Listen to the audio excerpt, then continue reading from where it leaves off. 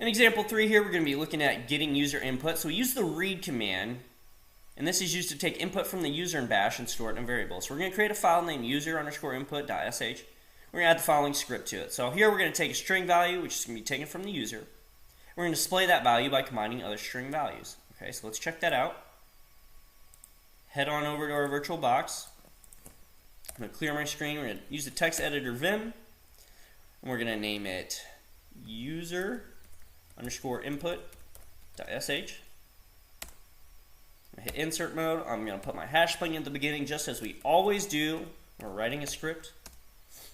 I'm going to put echo, which is going to display the following output to the screen, right? Enter your name.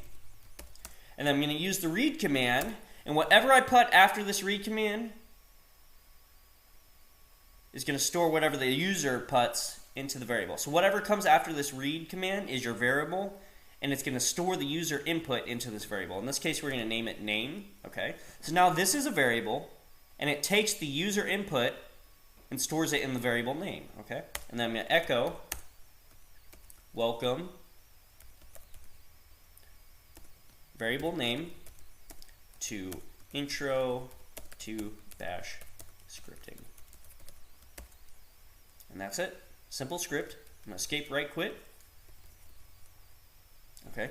Now keep in mind, guys, that this variable has to equal this name, right? Or this variable name, otherwise it wouldn't work. So we're creating a variable here. It's taking user input, storing it in that variable called name, and then we're just displaying what the value of that variable is here, okay? To prove that, let's go ahead and make it executable. User_input.sh. Let's go ahead and execute it. So bash user_input.sh. Enter your name. Well, my name is Kevin. It's going to say, welcome Kevin to intro to bash scripting, okay?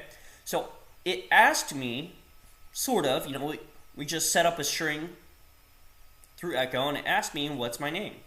And then when I put Kevin, that read command took this input, stored it in the name variable, and we see that here. Okay? So simple little command, but very, very powerful.